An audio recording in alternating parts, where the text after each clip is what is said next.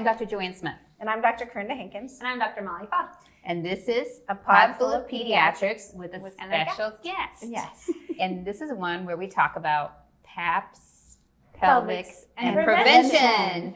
And it's basically with puberty, PAPs, pelvics, and prevention, part 2. Part 2. That's right. Of the adolescents. Yes. It doesn't have a P though. And it's not just all adolescents, just this part. Yes, exactly. Okay. So this part of this talk is geared a little bit more towards parents of a little bit older children. These are all topics that are more easily approached in a preventive fashion.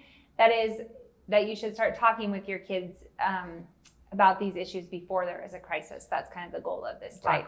So, go ahead. Let's see. It's more like an education thing, right? Exactly. And the more open you can maintain your communication with your kids, the more chance you have at helping them to protect their health and wellness. That's right. And I think that's one of the real reasons we invited you here too today. Not that we don't love having you, because it's been awesome. It's really fun. It's been really fun. And we were just saying maybe we should just have you all the time. But one of the things that we really are interested in with this is because now a lot of guidelines have changed, and we talk a lot about these things. We don't actually do like PAPs and pelvics anymore. No, it's so great. Thank you. It is really nice. Thank you and all the family medicine. We thank you a lot.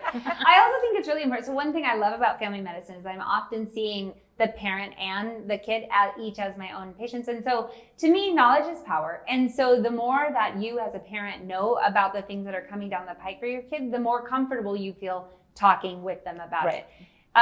So should we just start off? Tell us about PAPs. Let's talk about PAPs. So why do we used to have to do them, but now we don't. Now you don't. Because why do we do PAPs and who do we do them to? So what are PAP smears? Long ago, in about the 1930s, there was this scientist who was doing a completely separate research project, but in part of the project noted that he, by sampling the cells on the cervix, which is the part that's the opening to the uterus, he could tell if there were some abnormalities and things that looked like they were turning to cancer. And then with future research in that vein, they did find that they could catch cervical cancer early.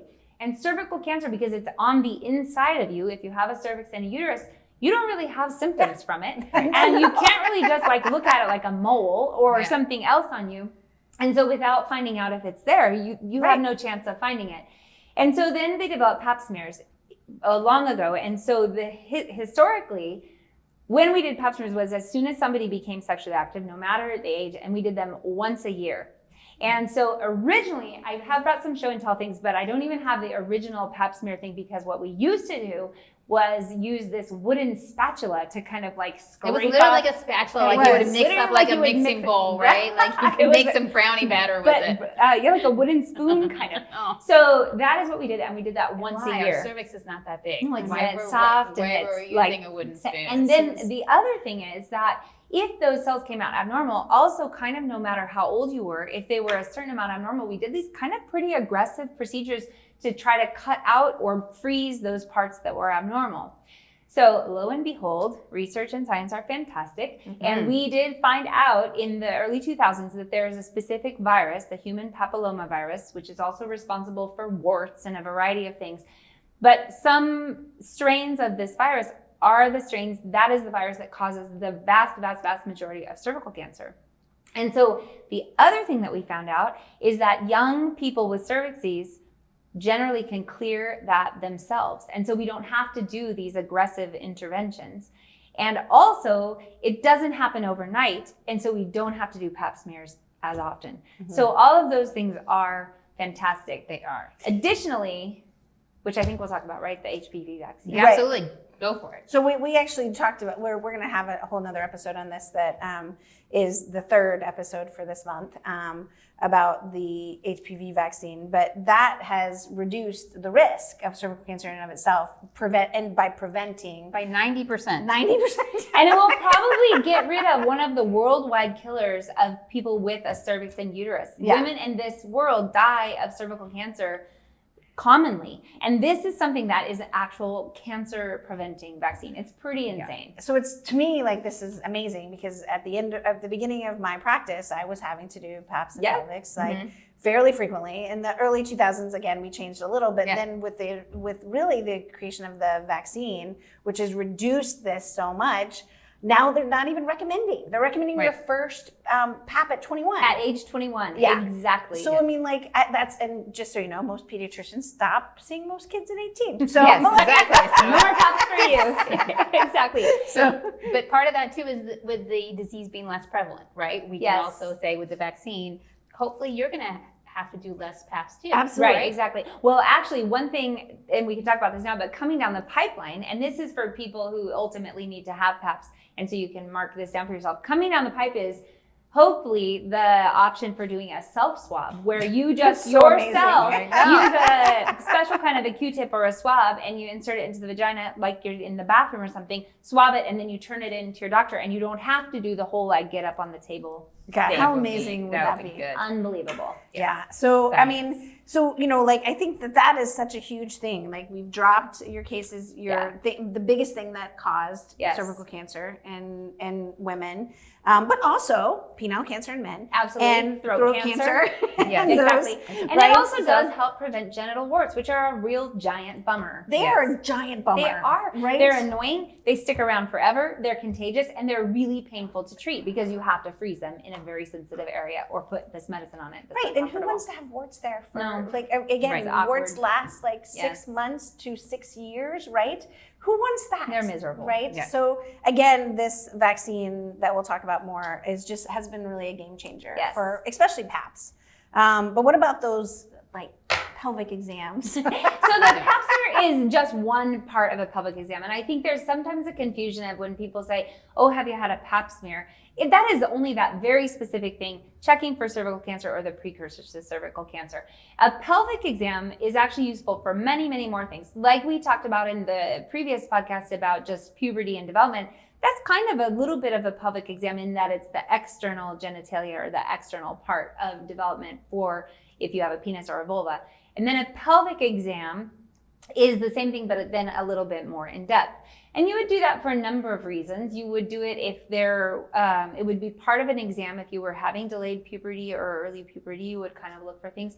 Also, if you have any sort of symptoms. So itching, burning, discharge, pain, blisters, lesions, Yes, exactly. anything that looks abnormal. Anything that didn't used to be there that now is. And is bothering you. And is bothering think, that's odd and I don't like it. Yes. And so for people with a penis, it is really more of everything's on the outside for the most part. So you just kind of look around and you would do kind of a testicular exam, and there's a place between the bottom of the penis and the anus where that's the perineum, and the prostate is under there. And so you can kind of feel there too if the prostate, which is this gland, feels enlarged.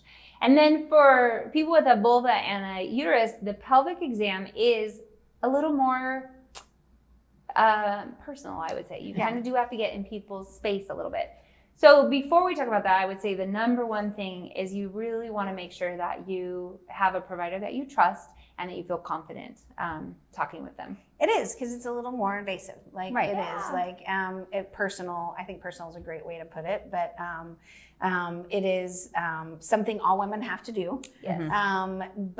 Or people with a cervix and uterus, but it is important that you have a provider that you trust. Yeah, and again, see them on a regular basis. So you have an established relationship, so it's not as awkward because you already know this person and have talked to them before. Yes. Right. And then, Yeah, and your provider will talk you through it as well. So like what I generally do is before the person even gets undressed, I talk about what we're planning to do today and kind of show. And so do you want me to show the Yes, thing? show and tell. Okay. So we haven't had show and tell yet. Yeah. This is what's called a speculum. So there are a bunch of different options for a speculum. There are plastic and metal. And the idea of the speculum is that the cervix is up high in the vagina, which is generally like different sizes, but about this long. And so you can't see it. You have to move the tissue so that you can get to the cervix. And it's not that easy. No. And so this is the thing that does. And so so I talk to people and I say, so this is the speculum. It looks like a duck head. It does. And so what it is going to do, so this is the vagina. It's going to go gently in there. And mind you, the vagina is meant to be stretchy. If you think about what happens with the vagina years from now, if you have a baby, this is this big. And a baby's head is this big. Sometimes this and big. a baby's body I mean, is this big. sometimes. So that is like a lot of difference. So this can go there without causing harm. Yes. But it is important to have a lot of trust in the person that's doing it. It's important to feel comfortable and also feel empowered during your visit. So basically this goes into the vagina and then it opens up like this. And often they'll put gel and warm gel. Always gel like or water. so that it makes it feel more comfortable. Slide in a so little that easier, it yeah. slides in a little bit easier. And then the cervix is right here. And then, because there's a light on this, then I can look through there and see, is there a discharge or is I like how you there- have the one eye when you look through there. And then we use, so this is actually the PAP brush. I did bring this. So just so you know, So much better it's than like a wooden spatula. soft and squishy. And so you Yes. just put it through there and then you twirl that around on the cervix. Or you use a cotton swab to test for infections and things like that. And again, that's not super comfortable, any of that, but It's it will not be comfortable. much more comfortable if you trust the person that is doing it and you understand the reason why it's important. Yes. And so coming to that, there are a lot of things that can cause itching, burning, discharge, different things. Some of them are pretty common, like a yeast infection, especially when you start having your period and you're wearing period underpants and or pads. You can And things are staying moister than they should. Yeah, you can get a yeast infection, which is generally pretty itchy, but it's always good to go have that evaluated and make sure there's not something else going Yes, on. don't always assume that's what it is. Exactly. Because there are things that are not so good. Exactly. And so the main reason I think that we do pelvic exams is to evaluate for sexually transmitted infections. And so there are some pretty common ones. So chlamydia, gonorrhea, syphilis has returned. Unfortunately. Very it's unfortunately.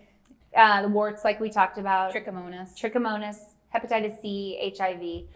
HSV, which is And like HSV, which is herpes. Like herpes, yeah. Sadly. Sadly. Yes. And I mean, I think, the important things of those is that, again, they can be silent. So Yes. everyone's like, oh yes, they're always going to have some problem like discharge or pain or those types of things. Sometimes you don't. Exactly. Especially, And so once you start having sex, it is really important that you realize that this is a part of taking care of yourself. Test early, test often. Test early, test often. Right. And no judgment, right? This is really just kind of part of Taking care of yourself. Taking care of your whole body. Taking care of yourself and also taking care of your partner or partners, because if it is silent, like Corinda was saying, it's very contagious. Those little bugs love to go to other people, and so they will take full advantage. And so it's really important anytime you have a new partner or you are not in a relationship with just one partner or your partner is not in a relationship with just one partner, then you should be tested. Right. Yeah. And the important part about that is that if you don't, and these are silent and you don't know, they can cause really some long-term damage. Absolutely. Especially for people with a uterus. You can cause infertility. Yeah. You can just gum up the works and cause permanent scarring that then is really devastating later in life if you desire fertility. Yeah. So, and again, one of the best ways to prevent about this, Test early. test often, but Yeah. also Wear condoms. Condoms are so important, which again, we'll talk a little bit more about lately, but really important to prevent STIs. And it is really important because it's really the only way to prevent them. Yes. Individual with the penis. Yes. Yeah. Right? Yeah, exactly. And the so- other thing is, just quick back on the STIs, most sexually transmitted infections are actually curable. You just have to go in, get tested, and get the medication. There are some that do not have curative treatment still. They are treatable conditions now. They're not death sentences like they used to be, like HIV and hepatitis C and syphilis, but they are preventable with condoms, I think is the other key Right. thing. And so it is really important. And then the other thing I really talk about with respect to this specifically, and I think one thing that we all talk about in our exams, even leading up to because we don't do these PAPs and pelvics anymore. Yes. But we still talk about this stuff Right. a lot. And one of the biggest things I talk about is respect for your own body. Absolutely. And making sure that you have respect for your partner's body, right? So when you are making these very adult decisions, because they are adult decisions, that you need to recognize that if you're in a relationship where somebody's making you feel uncomfortable, making you feel like you have to do something that you're not quite comfortable with, by definition, That's a probably toxic aren't the relationship. best relationship, right? Yeah. You want to be in a relationship with someone who cares about you and who you care about, and that means caring about all of that and how they feel about things. And so, if someone's not giving you that consent that you need, in the sense of they're forcing you into a decision that you're not comfortable with, get out of that relationship, right? And again, and kind of as parents, as we're talking, about this is that's part of your conversation about sexual education. Sexual education is not just the physical part, it's the emotional part, right? And the psychological part, and it's forming a relationship before you have any physical action. That's the important part to make the whole thing more enjoyable for everyone long term. Yeah, right? It's actually, I mean, I start talking about this even before, just even in the whole puberty conversation, because I feel like it's important even for friendships. Absolutely. Right? Like, you know, we talked about some in the puberty conversation about drugs, alcohol, those types of things. And again, if you have a friend that's really pushing you to do something you're not comfortable with, that's not a good friendship.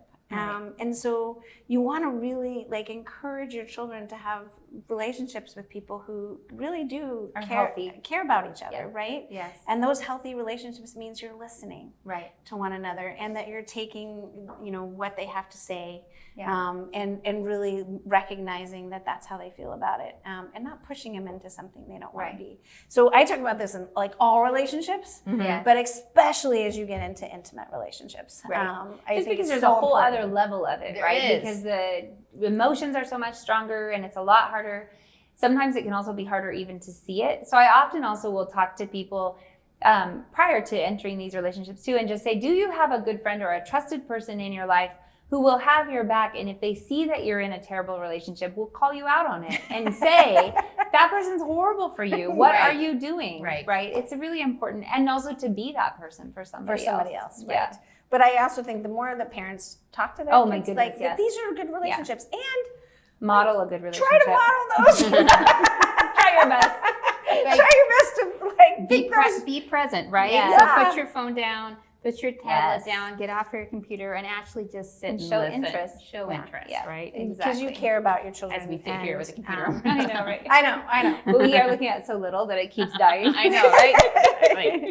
Okay, so that's kind of about STI testing too, and that is something you can do. I think one of the coolest things. Again, science is awesome. It is, because there were only certain ways to test for these things before. When we were doing the PAPs and Pelvic, it was so much more work. And I just want to say, testing for gonorrhea and chlamydia in boys was horrible, awful, miserable, right? So we have other ways to test now, you right? just pee in a cup. Pee in a cup. You can test for gonorrhea and chlamydia now, and now they have also self-swabs for a lot of the others, like for gonorrhea, chlamydia, even trichomonas and BV, bacterial vaginosis. But you can have they're really easy to test for now, and don't require all the time a pelvic anymore. Right. Again, that has made our job's way easier. And I also think it's a decrease in barriers so that people come in, because how it was for people with a penis, you actually use a Q-tip and you pushed it up the urethra. So that is very painful. And very traumatic. So who's going to want that? Right. So then you just continue spreading your whatever you have. Well, and I think that's also something important to recognize as parents when we're talking about this, is that there are lots of teenagers who do not have sex in high school. Absolutely. Right? So this idea, especially from the 80s movies, right, that everybody had sex, that just wasn't the case, right? And it's still not the case then. It's not the case now, right? And so, but for those young people who decide to have sex, in that age group, it is important to recognize that a lot of them are not doing the things that are safest for them. Right. And therefore, you do have things like gonorrhea, chlamydia, and sexually transmitted disease. In fact, the average case is that once you decide to have sex and you're in that pool of young people having sex, 66%. So 2/3 of kids will have an STI. Yeah. So, or young people, it's not just adolescents. That's actually young adults too, but. So I think actually just adding on to your point about most kids aren't having sex, but the vast majority of people will eventually in their life have sex. Yes. And your window for parenting is actually smallish, right? Small percentage of their life. If you can set those sort of healthy relationship guidelines and boundaries, healthy and hygiene early, and then education.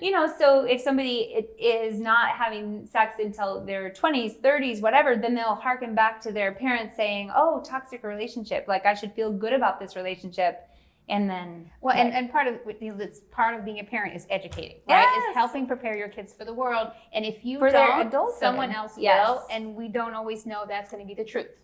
Or healthy. Right, or healthy. So you want to get the message out early when they're still in your house. Yes. So that they actually get the truth. Yeah, absolutely. And it does not, talking about these issues, like make them have sex. it does not. It does No. not by any realm of the imagination or with a lot of science background of Right. this. It does not increase by talking about these does not increase the likelihood of your children having sex in high school or like it earlier. Right. It just doesn't. No. That is not a statistic that is true. Right. So, so I was thinking about this when we were preparing for this too, because there are all the history of, teenage girls who got disappeared because they got pregnant and they had to go to some like away house and then come back and they're thin again. Go to a nunnery. It obviously happened right. before. It happens all the time. So Right. it's not like it's only happening now and it didn't happen in the past. Right. No, I mean, and it did happen, and that's the thing about it. But like, what we find is that in those places where people are talking about it more, we actually do have a decrease in unintended pregnancy, incidents of pregnant and infections, and decreased pregnancy significantly. Yes. Right. So that's where we're going to kind of talk about next. Yes. Yes. How can we prevent conception? So conception is having pregnancy. Contraception is technically against conception, so preventing pregnancy. So it goes in sort of two main categories. If you have a penis, the only way you can actually prevent a pregnancy is using, if you're going to have intercourse with somebody with a vagina and a uterus, the only way to effectively prevent pregnancy is a condom. At this point. Right now, yes. There are a few things coming down the pike that are hormonal based or like a sort of reversible vasectomy, but those are not available at this time. No. And I don't think probably very, for adolescents, teen, going to be your directed. first choice. No, I think they're more for, so condoms. Because also, like we mentioned before, they're also kind of, you get a twofer because they prevent a pregnancy and also prevent They keep your child healthy from sexually transmitted diseases. Undesirable situations. So for individuals with the uterus and ovaries, there are a lot of different options, right? So there are behavioral methods. So this is. Before we get that, I just wanted to say, what is your condoms usage? What's your failure rates and how well do they work? So if you use it perfectly, it's actually not that bad. So 98% prevents pregnancy. If you use it typically, it's way less effective, and you have about a 17% failure rate.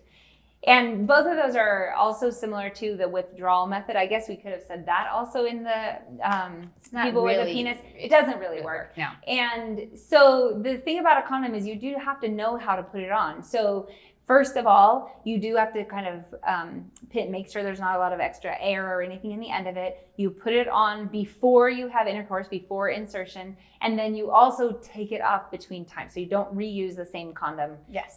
With each erection, you need a new condom. Right. And then there are some spermicides and things that you can add on that can actually help your in case there's any leakers, then you can. Yeah. Exactly. Spermicide works to kill that. Exactly.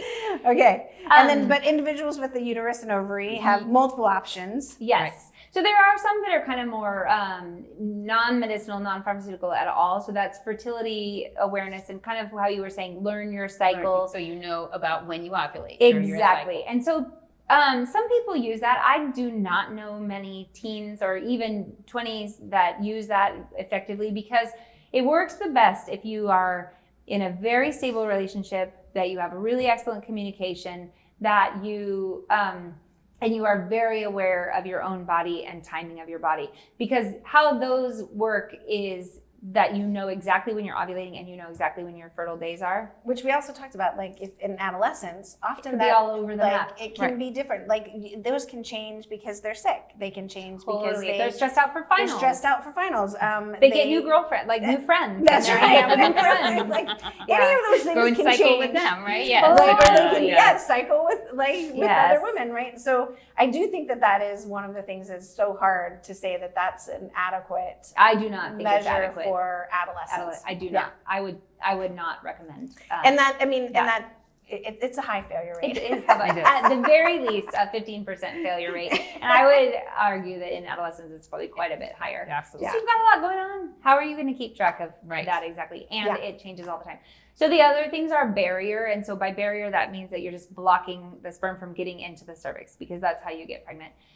So female condom, I don't think people use them very much anymore. So it's like a vaginal version of a penis condom, and they are bulky and kind of unwieldy, and they're not this large. You said large, but they're they go into slightly smaller than that. Exactly, but they go into the vagina, and they're just I think they're kind of more awkward to use. But then you also, and then the diaphragm is something that is a little basically cap that sits on the cervix. You do have to insert it with each which is time easy. that you're having intercourse. No, again. But you're also like blindly trying to get out of Yeah. cervix, which is the other reason it has a fairly high failure rate, unless you're like really good at it and you've used it And there's probably some anatomy related to that. Oh my goodness. Sometimes Because if your cervix is tipped back, people have or different tipped angles forward, to their cervix, and you kind of have to know where yours is to be able to use a diaphragm. Yes. But then you I also have agree. like combined hormonal contraceptives, Yes. which is a common one, and that actually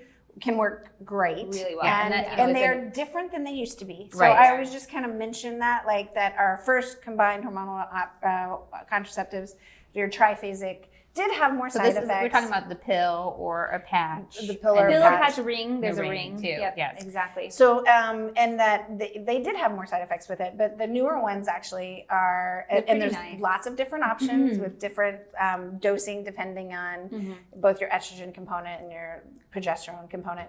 But they work really well. Yeah. I always like how you talk about like your hormonal contraceptives, so you can Why it works. like which is exactly why it works.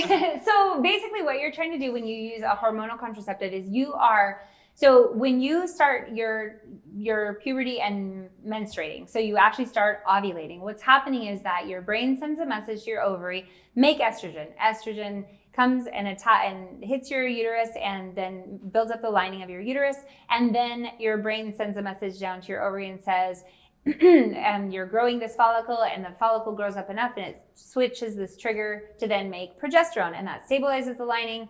The ovary then releases the egg, comes down the pipe, and if it gets fertilized, you get pregnant, and that's that. If you don't, your body hangs around for a little while and then it's like, well, that didn't work that out. time. Have a period, start anew. And so what you're doing when you use any hormonal contraceptive is you're trying to basically put your ovaries a little bit to sleep, and then that hormonal contraceptive is sending the message back to the brain like, okay, we got this, we're good. And then you kind of recreate that idea, but without the ovulation. So with a combined contraceptive, whether it's the patch, the pill, or the NuvaRing, you will have a period once a month because you're building the lining, and then you have progesterone to stabilize it, and then progesterone withdrawal, and then you bleed. So some people really like that. Also, the estrogen, when we were talking previously about acne, the estrogen is really the key part of that works really well for acne. Acne with it, right. And the key thing about these two is there is not really weight gain. Some people will tell me, oh, my birth control pill or the ring or whatever makes me gain weight. That isn't what's happening. That's not really been found to be true at all. No. Yes. And I also just want to say this, not only for acne, but for really bad cramping. Oh, those yes, types of or things. heavy menstrual bleeding. Heavy menstrual bleeding. These Yes. can be really game changers for young women. so Keep them helpful. going to school, keep them in like Not anemic. activities, not anemic. Right, like, yeah, then with the bleeding, right? yeah. It It's can really, be a big they're change. just taking over your cycle. They're just saying, you know what, guys, I Yeah. got this. These hormones are going to take over for you. You don't need to make so many extra hormones. Exactly. And now there are some ones too that women can opt to not have a period for 3 months. For 3 months Yeah. at a time, which again for young athletes and other can be other really like, nice. can be really nice. So so those are some of the new, like kind of the newer combined hormonal contraceptives, which again, the reasons you wouldn't want to do them like is if you have like a family history of clotting, stroke. Right. Yes. Right. Really bad migraines. Right. Like if you have some reason not to use them, there are other options. Right, exactly. So then you can do also what's the progesterone only. So that's only 1/2 of the combined contraceptive. And the progestin is actually the hormone that mostly puts your ovary to sleep. The estrogen is much more kind of for the symptomatic or like the other issues. But the progesterone decreases that development of that ovarian follicle. And then it also kind of just stabilizes the uterine lining, but does not have then that growth of the uterine lining. So usually with the progestin only, which there's a mini pill, there is an implant, there's a Depo-Provera shot, and then there's also an IUD that we'll talk about too that has progestin on it.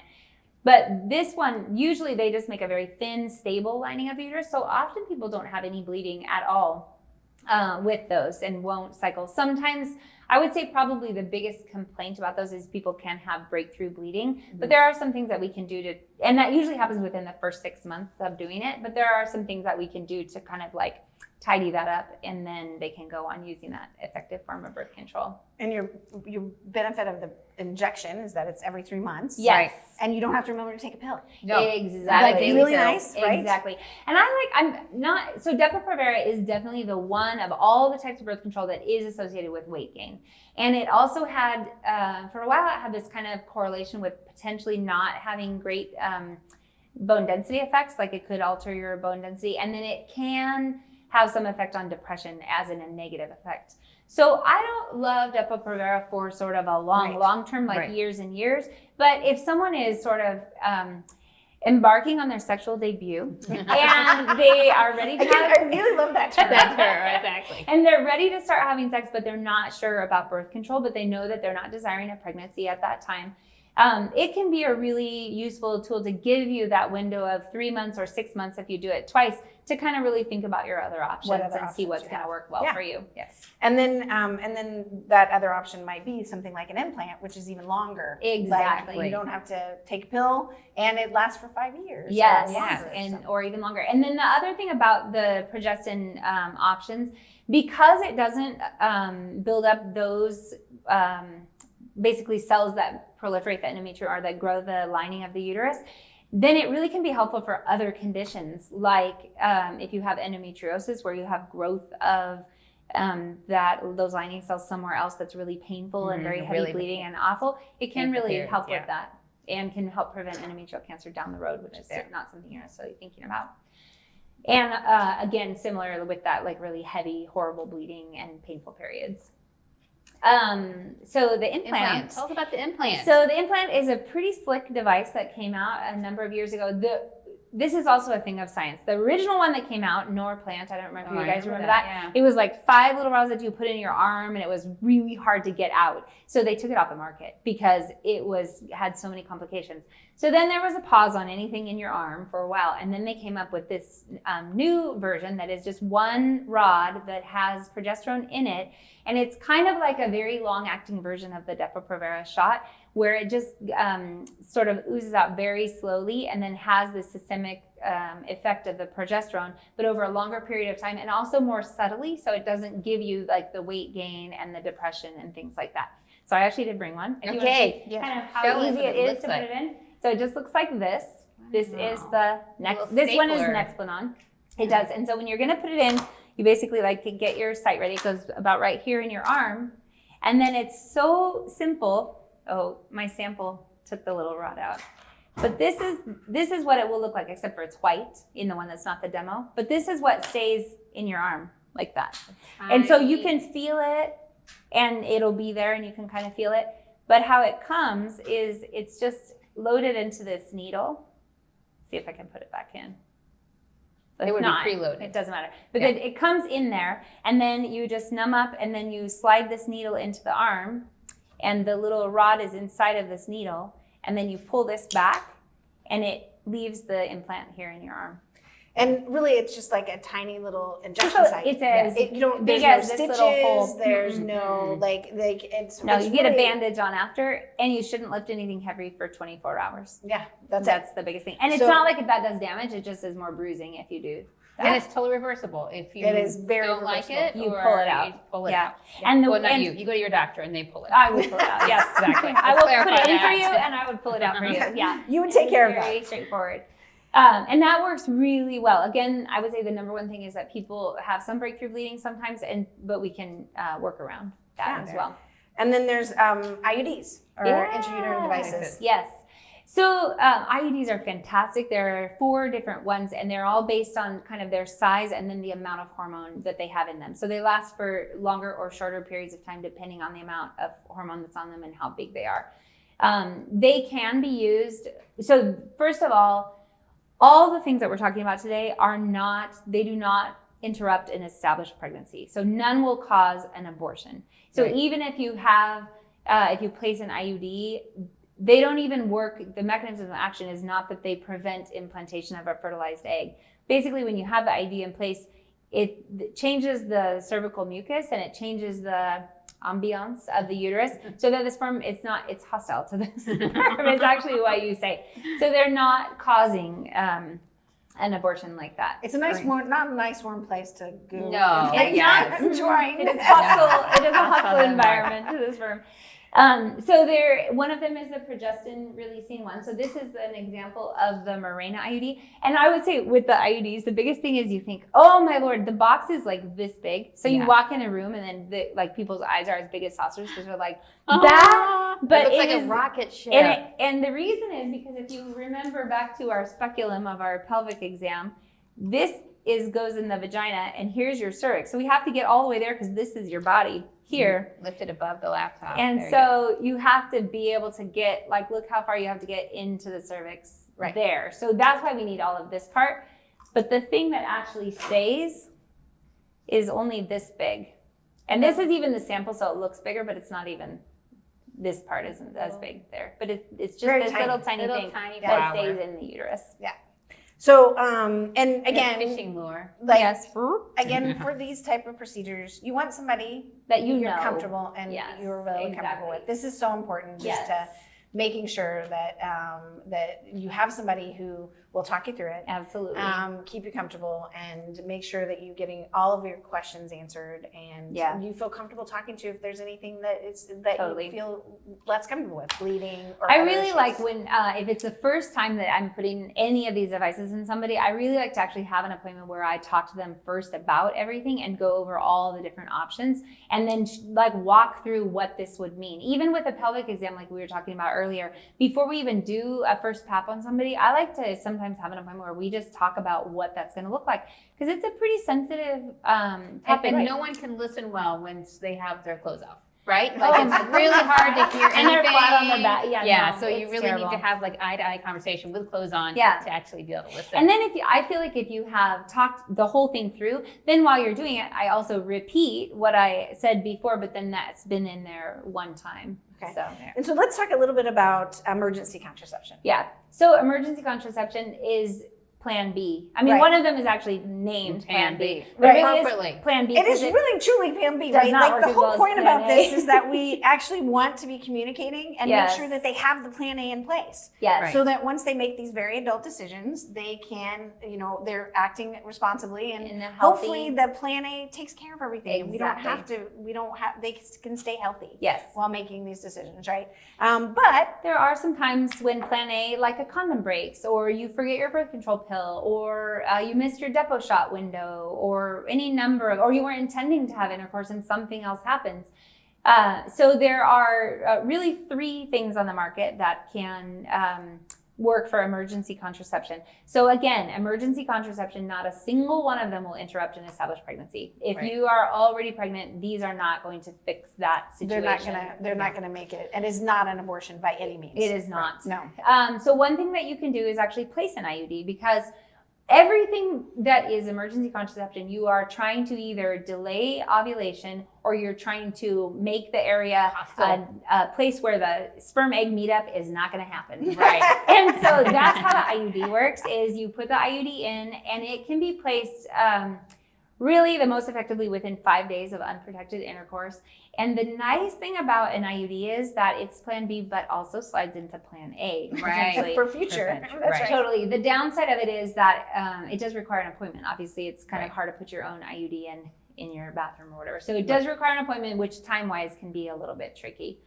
And then there are 2 medications on the market as well. One of them, which is called ulipristal or Ella, is available only with a prescription. The sort of benefit of that is that it does, the other option that's medication doesn't work quite as well if you have a higher body mass index. If your weight is a little bit higher, the other one is still effective, but the Ella is a little bit more effective. Problem being, you have to get a prescription for it. So that's a little bit tricky. And again, within 5 days. Yes, exactly, within 5 days. And again, it just delays ovulation. It only delays ovulation. Yeah. And then the second one is the Plan B or levonorgestrel. And same thing, that one actually works the best within 3 days. So that's one change. And then it doesn't work quite as well if you have a higher body mass index, but it still works better than nothing. That is one that you can purchase over the counter. And so in some states. Oh, right? Yes, thus far it's FDA approved to purchase over the counter. So and then depending state-based. The key thing with both of these, they are not a Plan A. Right. So they work one time per cycle. Right. Because all you're doing is pushing out the ovulation, but your body's going to ovulate, and so you can only delay it for so long. So you couldn't take a second one in the same cycle. You need to get a different plan going on. Yeah, and so and neither Plan A nor Ella prevent ovulation if they're taken on that LH surge already. So exactly. So if you have already ovulated and you take it, then it's not going to work. And you don't always become pregnant every single time you have sex, even if you're ovulating. It's just a much more likely. Yes, but safe to do. Safe. Yes, definitely. These are safe to take. And again, so like I often, if somebody has had their sexual debut, I'm just going to say that a million times for you guys, and they have it's always kind of cute. I know it is. It sounds like. So if somebody's not using what we call a LARC, which is long-acting reversible contraception, like the implant in your arm or an IUD, but they're relying on condoms, patches, spermicide, whatever, I often will offer a prescription for either the levonorgestrel or the Ella because it has a long shelf life. You can just keep it in your bathroom for emergencies. That way, if pharmacies are closed in the middle of the night, because the sooner you take them, the better they work. Yeah. And so just having it or for those kind of misadventures. And so again, this is one where you just want to have your adolescent talk to the doctor ahead of time. Yes. And or young adults, talk to your doctor ahead of time so they have a plan. Yep. And that plan is effective. And so what are your kind of final notes? What do you think? And then actually, before I say my final notes, one thing on that just goes back to, it is quite likely that your adolescent is not going to have sex. Like you said, it's not most of them. Right. But your child will likely one day have sex. And if they don't still live at home and don't have anyone to turn to, they're going to be Googling, and you'd rather have them hear it from you. Or on social media. Or TikToking, I should say. Yes, right? Exactly. So my wrap-up points, I would say, number one, HPV vaccine prevents cancer, which I know you guys will talk about. Yes. Later as we do talk a lot about it, but yes. Perfect. And it should be administered prior to your sexual debut so that your body has time. Again, you said it. I like it. I know. It sounds so fancy. Like you're going to walk on the stage with a white dress. But so that your body has time to prepare for it and be aware of it. Second thing is, when you decide you are ready to start having sex, your sexual debut, just remember that most importantly, this decision is yours. And remind your child, have this discussion. The decision is yours. It should be something you are comfortable with. You are feeling respected, and this is it is a big deal with the first time, and not even the first time, but all of the times that you are having sex. It is important that you are in a healthy situation, a healthy relationship. Having open, honest conversations with your partner. Absolutely. Yeah. Exactly. And if you are not comfortable with that, sex is not a good idea. Probably it's not the right time not to the be right thing at that right time of your Right. life. If you are uncomfortable with open and honest conversations with your partner, you probably shouldn't be having sex with them. Right? Yes. That's the thing about And that's it. the thing, yes, you want to talk to your kids about that. Yeah. For sure. And like you said, with any relationship, not just your intimate partners, but all friendships people who are strong in your life. And test early, Test often. Absolutely. Because these infections can be really sneaky, and they can often be asymptomatic, and they're so contagious. It's like if you go to a party and somebody's wearing glitter, everyone goes home with glitter. So this is not quite that contagious. Oh, I should say, yes. It's not like you're just touching, you're going to get chlamydia. But you definitely spread that easy and you don't even notice it's on you. That's right. That's the point. Right. Exactly. And then plan ahead for contraception. Prevention is definitely the best policy for pregnancy and sexually transmitted infections as well. And so we hope with our very special guest, you've gotten enough information to keep your adolescent or yourself healthy, safe, and happy. So I'm Dr. Joanne Smith. And I'm Dr. Corinna Hankins. And I'm Dr. Molly Foss. And this is a pod full of pediatrics with a special guest. And a guest.